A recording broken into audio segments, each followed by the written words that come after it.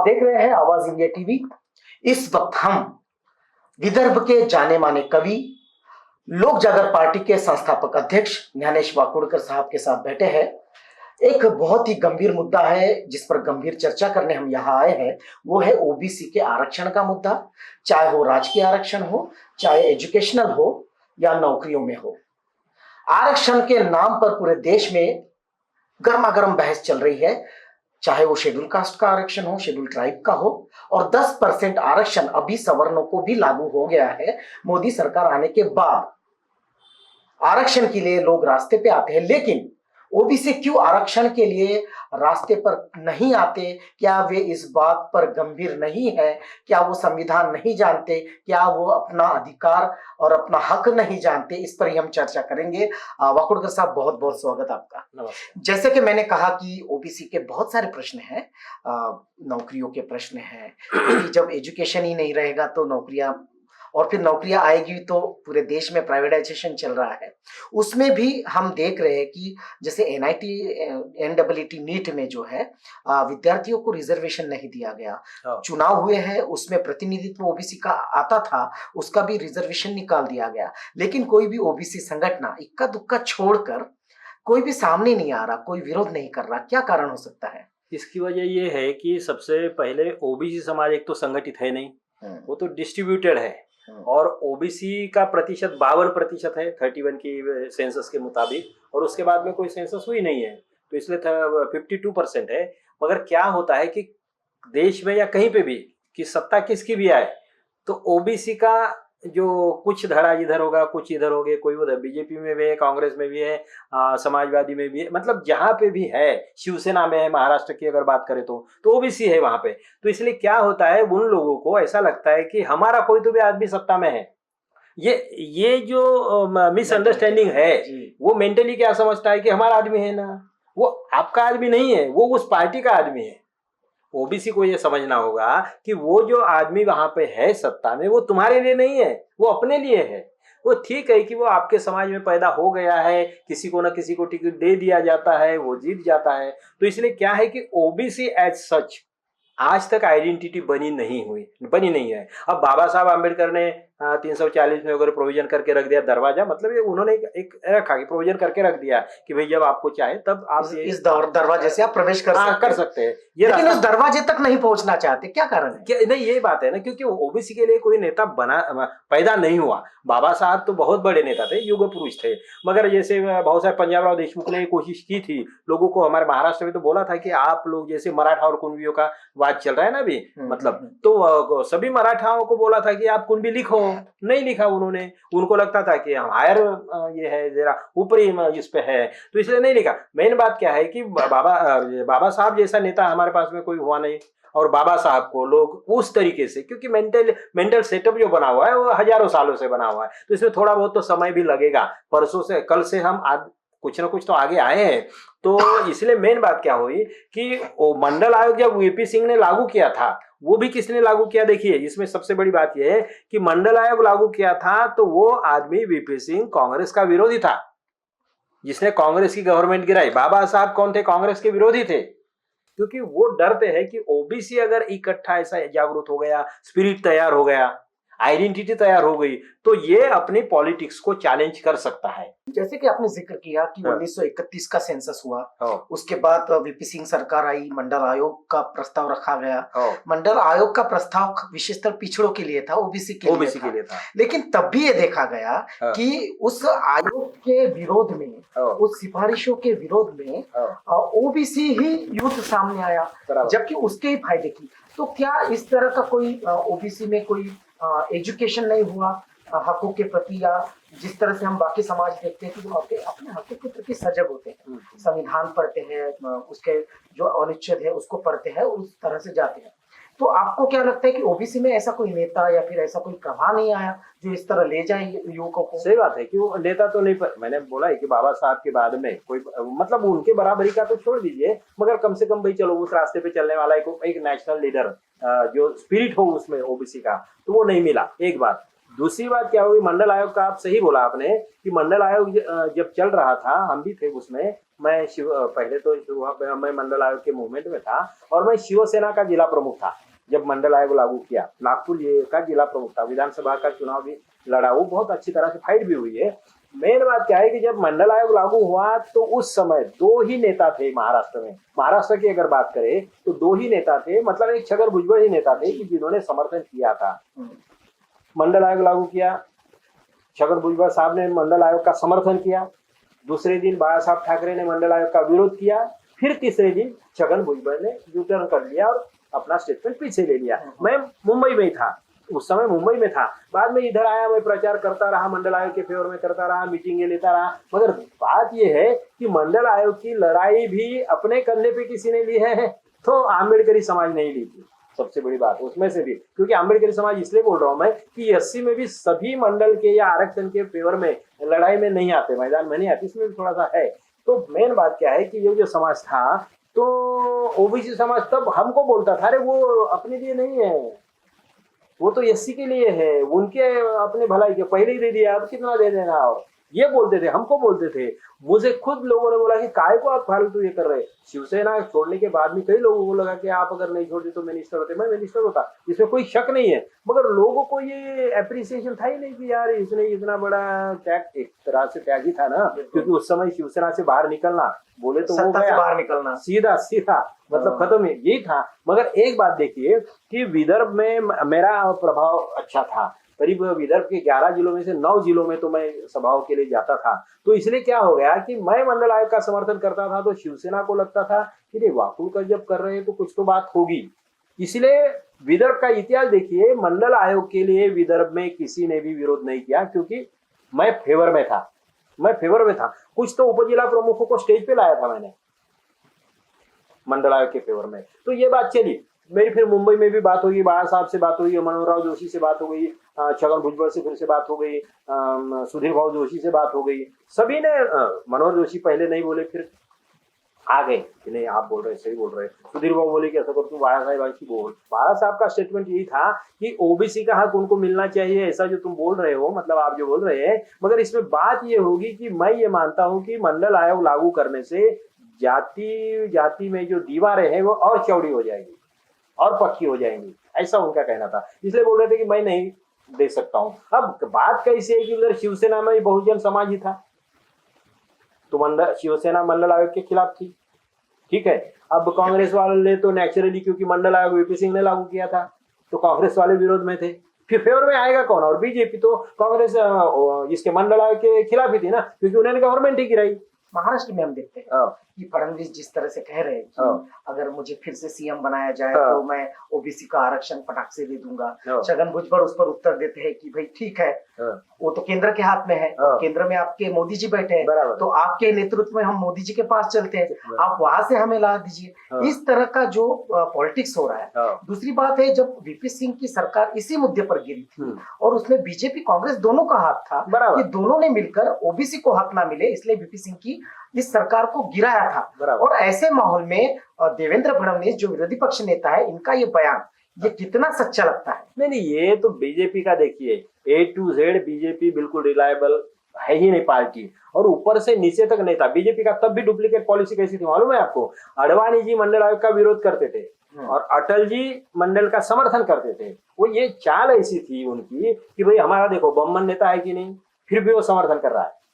मैं जाति पाति के बारे में बोलता नहीं, मगर ये हम लोगों को, ओबीसी को भी समझ लेना होगा, और स्पेशली बीजेपी में जो लोग हैं ना, उन लोगों को समझना होगा कि अटल जी इधर समर्थन करते थे, नहीं मंडल को समर्थन है, और फिर अडवाणी विरोध करेंगे क्योंकि भाई हमारा तो आदमी नहीं, आपका ही आदमी है, वो विरोध कर रहा है, हमारा बम तो नहीं है। मगर सरकार गिराने की बात आ गई तो किसने गिराई? सभी ने गिराई, अटल जी ने भी गिराई और अडवाणी से बराबर है ना। तो ये दोगला चरित्र ये भाजपा के इसमें है, खून में ही है, डीएनए में ही है। तो इसीलिए, और भाई आपको अगर इतनी ओबीसी के बारे में इतनी अगर ये थी हमदर्दी थी, तो भैया तो अभी 4 महीने में दे दो। मैं क्या घर की खेती है क्या? सब्जी बनाने वाले हो या क्या कर रहे हो? और भाई आप जब 2010 में ये जो प्रॉब्लम हो गया केस का, बराबर है, तो उसमें इंपेरिकल डाटा वगैरह जो देना था बराबर है।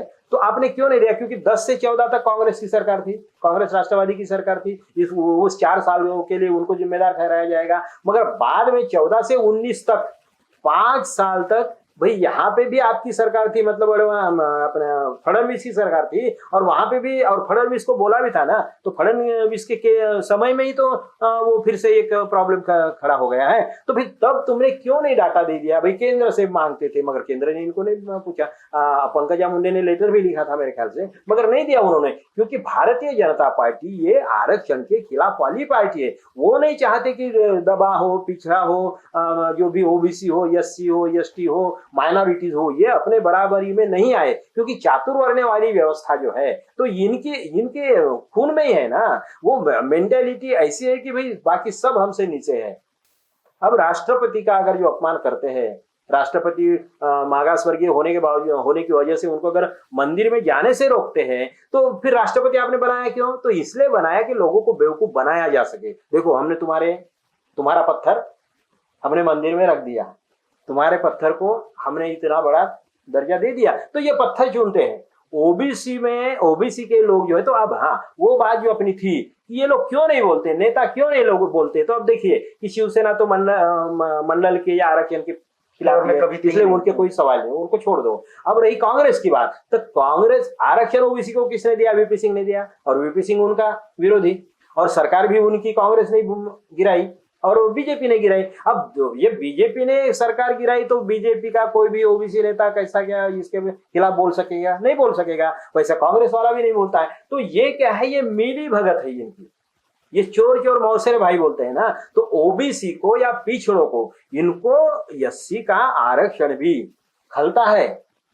ये आसान बात नहीं है, ये मानते नहीं है। असल में बाबा साहब को बोल दिया कि ठीक है, प्राप्त स्मरणीय वगैरह वगैरह, ये सब बोलने के लिए बातें हैं। असल में ये इन लोगों को आरक्षण, ये चीज ही पसंद नहीं है, वो ये कंसेप्ट ही उनको पसंद नहीं है, वो विचारधारा ही इनको पसंद नहीं है, इसलिए वो खत्म करना चाहते हैं। तो जब ओबीसी का ये देखिए, इसमें षड्यंत्र कैसा है कि ओबीसी का आरक्षण अगर खत्म हो जाएगा, करीब करीब खत्म होने के कगार पे है। अगर खत्म हो गया तो क्या हो जाएगा कि ये ओबीसी गुस्सा तो करेगा, मगर उसको ऐसा समझाया जाएगा कि ये किसकी वजह से खत्म हो गया? तो एससी की वजह से, एसटी की वजह से हो गया। और तुम तो यार पैदल हो गए, हम तो तैयार थे 4 महीने में हमको दे भाई। और इस बहाने ओबीसी को जो पहले टर्म में नहीं एससी एसटी के खिलाफ भड़का सका, अब अगर इसका ये पैदल हो गया तो नेचुरली वो आपकी गाड़ी पे पत्थर मारेगा कि भाई मैं पैदल हो गया तो तू भी उतर। तो इस तरीके का संघर्ष ये चाहते हैं, और इसलिए हमारी जिम्मेदारी ये बनती है। मीडिया तो आपको मालूम है कि कैसा बिका हुआ है, उन लोग बिका नहीं, खरीदा ही है। ये मोदी ने, क्योंकि एक संपादक ने मुझे बोला था, मुंबई में दोस्त है हमारे, तो संपादक ने बोला था कि सर उस समय 17 या 27 चैनल खरीदे थे। वो बोले कि 100 के ऊपर चैनल हम खरीदने वाले हैं। क्लियर कर बोला था, ये अभी जो प्रोग्राम हम ले रहे हैं ठीक है, बाद में नहीं होगा बोले। तो कहने का मतलब कि इन्होंने खरीद लिए, तो वो क्या बोलेंगे बेचारे? तो कहने का मतलब मीडिया उनके फेवर में है, प्रिंट मीडिया उनके फेवर में है, ओबीसी के नेता जो है, अब वो क्यों नहीं बोलते? ये बात है।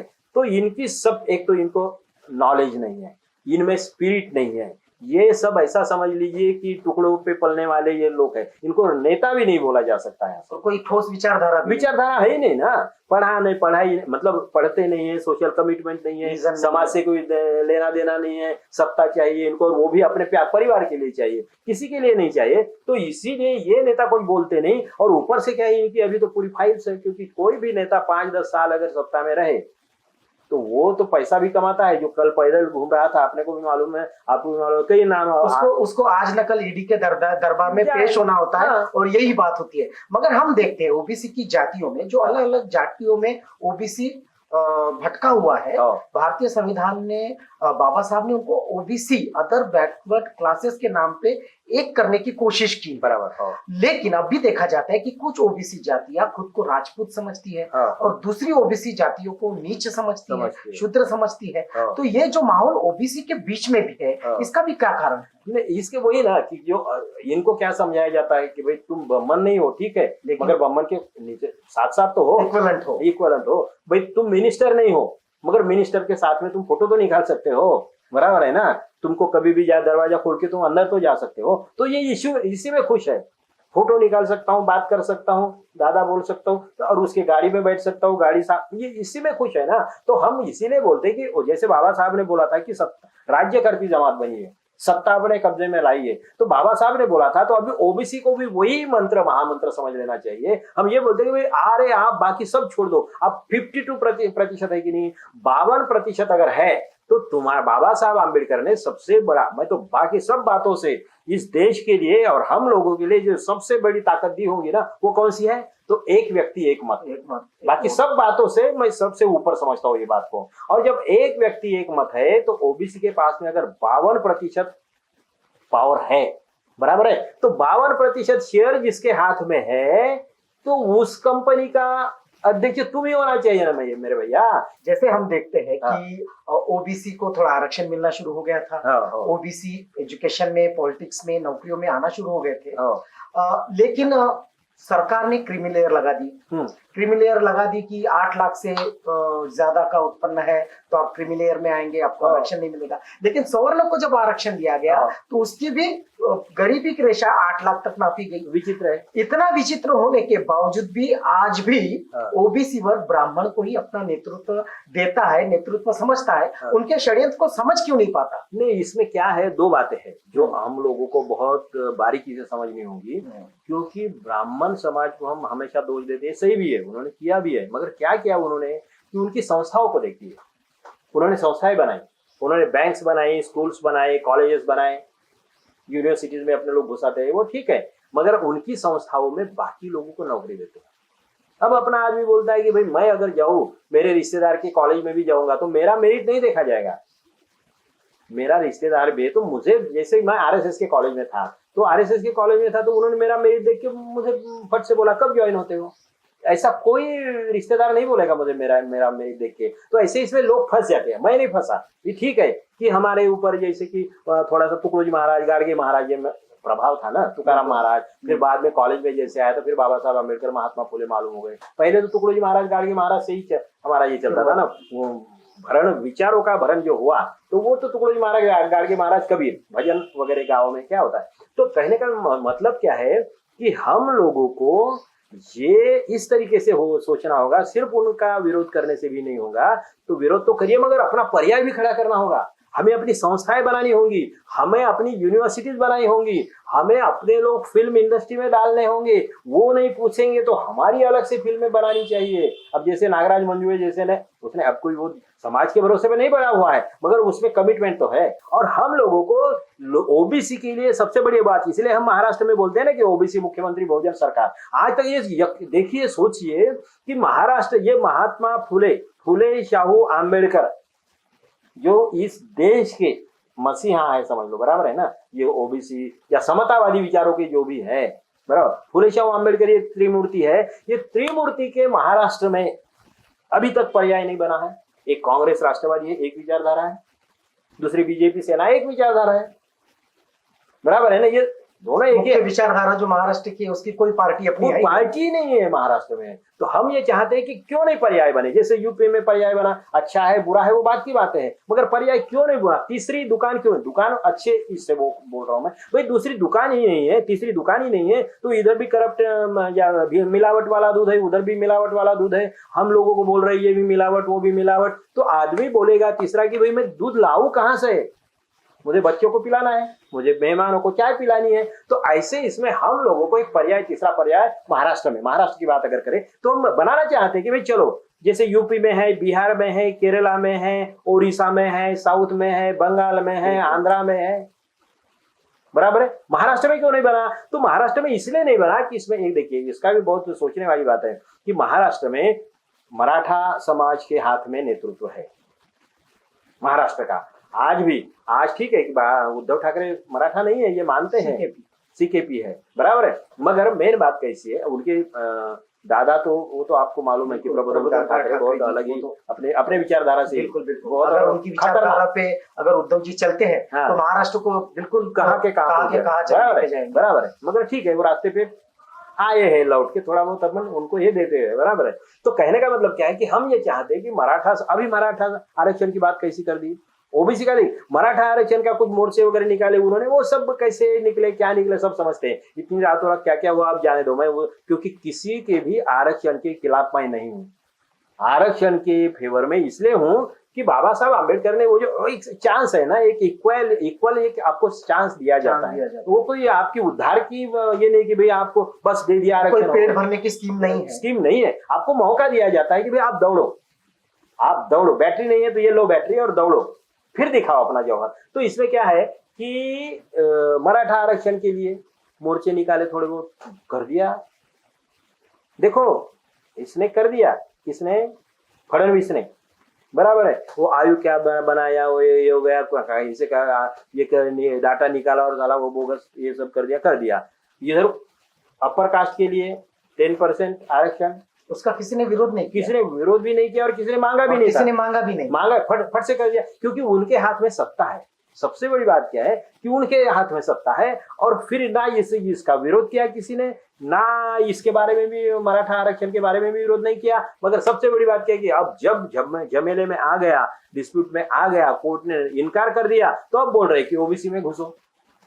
ये जो बात थी, तब मैंने नारायण राणे आयोग जो आया था, कमेटी आई थी, उनको बोला था कि साहब आप मराठा समाज को जितना भी मेहमान नवाजी करनी है, खिलाना पिलाना है, वो करिए, मगर ओबीसी के खेत काटकर, ओबीसी की फसलें काटकर मराठाओं का ये मत करिए, क्या बोलते हैं पाहुनचार को, क्या बोलते हैं उसको, जो भी मराठी में, तो क्या उनको मत, मतलब मेजबानी उनको मत दीजिए, हमारे खेत काटकर उनको मेजबानी न मत दीजिए।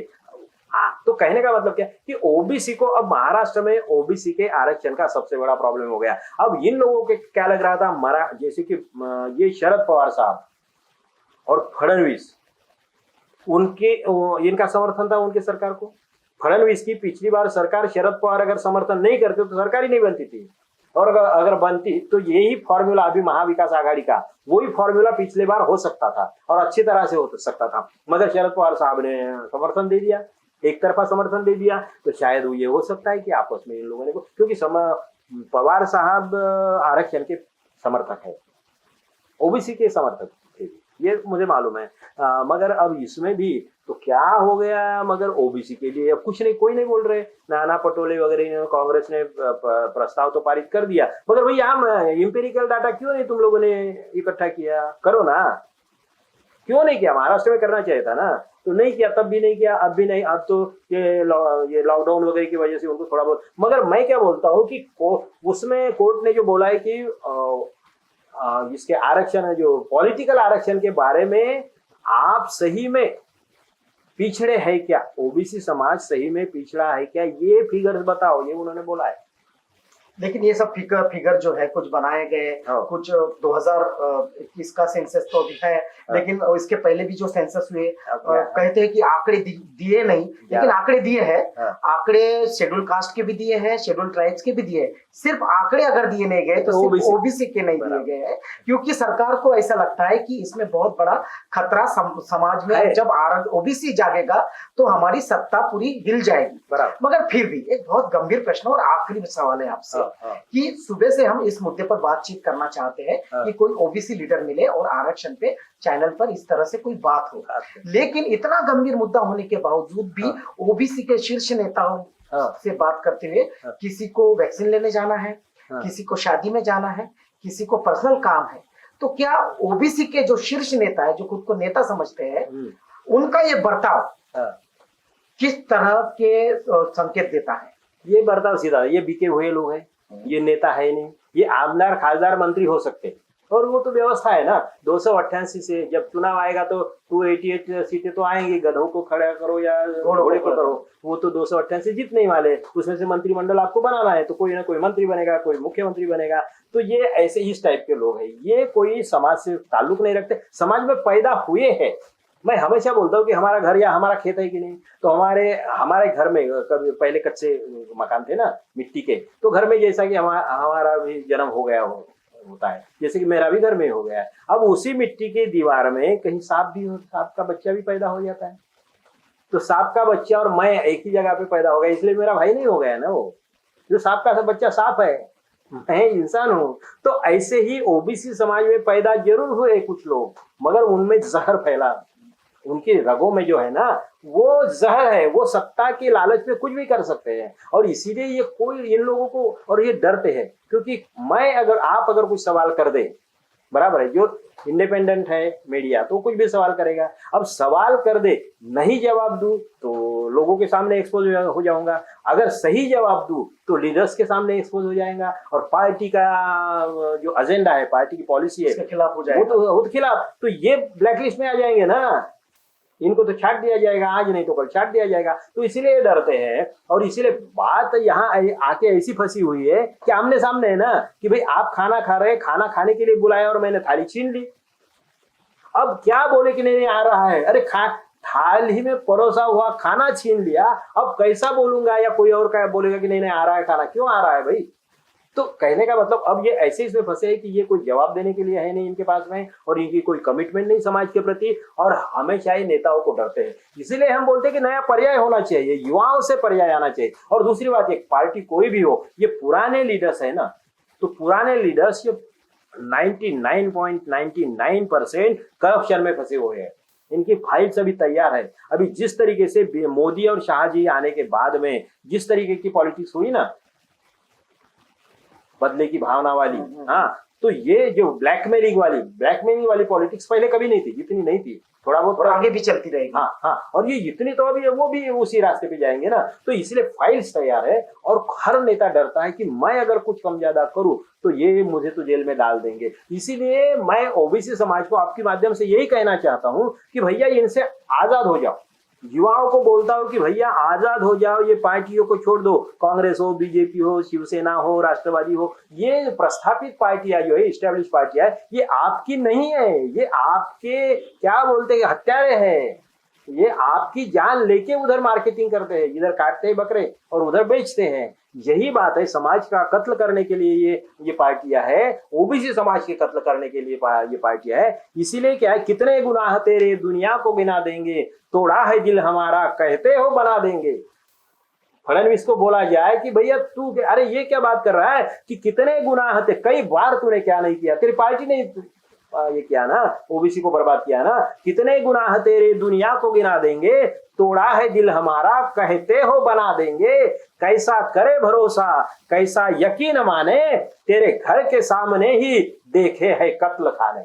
बिल्कुल, तेरे घर के सामने ही देखे है कत्ल खाने। एक छोटा सा सवाल, ओबीसी युवा या ओबीसी का पूरा समाज सत्ता की लालसा, अंधश्रद्धा और कट्टर हिंदुत्व का जो चोला पहन के है या जो भी चश्मा पहन के है, उसको छोड़कर विकास की ओर और मुख्य धारा की ओर कब आएगा? अभी आएगा, शुरुआत हो गई। मैं आज ही बोलता हूँ, सवेरे से मैं आपका फोन आया तब 5 बजे मुझे थोड़ा सा समय मिला, सवेरे से जो बैठा हूँ, यवतमाल से लोग आए, वर्धा से लोग आए, उधर धुलिया से फोन, पश्चिम महाराष्ट्र से फोन, एससी समाज से, आदिवासी समाज से, क्लास 1 अधिकारी, कलेक्टर्स, सेक्रेटरीज, आईपीएस अधिकारी, सब लोग बोल रहे हैं कि सर ये अभी हमको सत्ता लेनी है महाराष्ट्र में, और ओबीसी मुख्यमंत्री बहुजन सरकार, ये जो नारा है हम लोगों ने दिया है, तो महाराष्ट्र में इसी दौरे पे मैं निकल रहा हूँ। अगस्त महीने में दौरा प्लान हो रहा है, और इसी का आज 7 बजे हमारा जो लाइव जो है ना मीटिंग जो है ना, जूम मीटिंग, तो इसीलिए ये तैयारी चल रही है। और युवा में 100 युवा महाराष्ट्र नवा,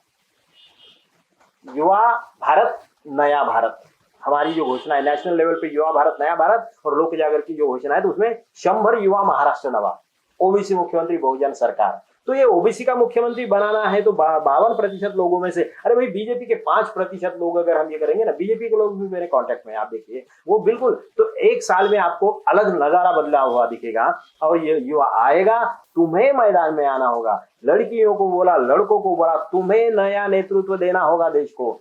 देश में तुम में से नए नेता पैदा होने चाहिए। अब मैं बोलता 10,000 के ऊपर फॉर्म हमारे पास, और वो लड़कियां भी बोले सर हम करेंगे, हमको करना है। तो मैं बोल रहा हूँ कि युवा जाग रहा है, सिर्फ उनको पर्याय दिखाना होगा हम लोगों को। बिल्कुल, तो युवा जाग रहा है, हमको पर्याय दिखाना पड़ेगा, मैदान में आना होगा, लड़ना होगा। तो ये ओबीसी की जो समस्याएं है, जिसमें आरक्षण से लेके कॉलेज की प्रवेश परीक्षाओं से लेके जो रिजर्वेशन खत्म किया जा रहा है, धीरे धीरे नौकरियों में जगह कम होती जा रही है क्योंकि प्राइवेटाइजेशन बढ़ रहा है, और इन सारी समस्याओं को ओबीसी वर्ग ने गंभीरता से लेना चाहिए, जागना चाहिए। संविधान का शस्त्र उनके हाथ में है, वोट का शस्त्र उनके हाथ में है, संवैधानिक मार्ग से संघर्ष करने का भी हथियार जो है उनके हाथ में है। इस मुद्दे पर हमसे बातचीत कर रहे थे ज्ञानेश वाकुड़कर जी, आपने अपना समय दिया।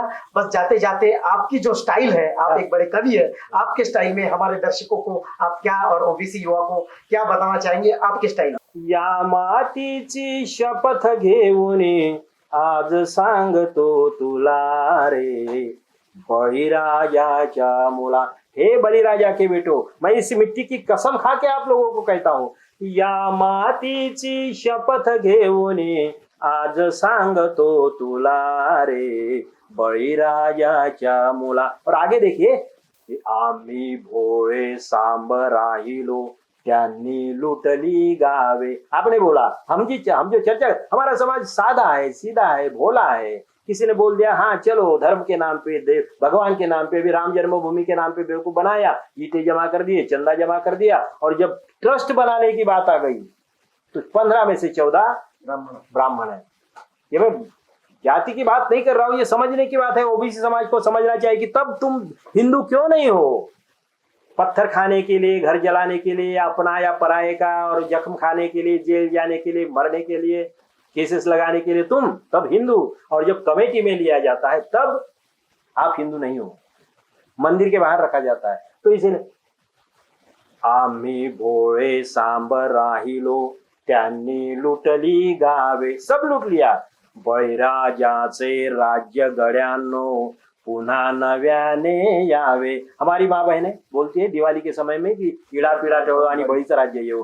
बळीराजाचे आम्ही भोळे सांब राहिलो, त्यांनी लुटली गावे, बळीराजाचे राज्य गड्यांनो, पुन्हा नव्याने यावे।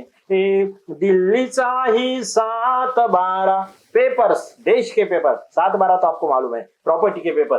दिल्लीचाही 7-12 हवा तुला अन मला रे, बळीराजाच्या मुला।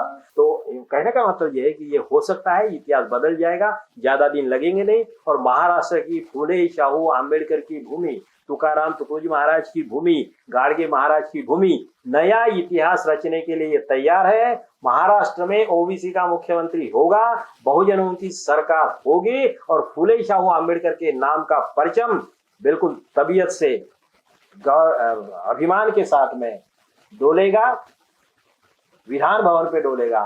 तो शाहू फुले अंबेडकर, ये जो परचम है वो महाराष्ट्र में बिल्कुल लहराएगा। इस आशावाद के साथ इस चर्चा को यही समाप्त करते हैं। ज्ञानेश वाकुड़कर साहब, आपने बहुत समय दिया, आपका बहुत बहुत धन्यवाद।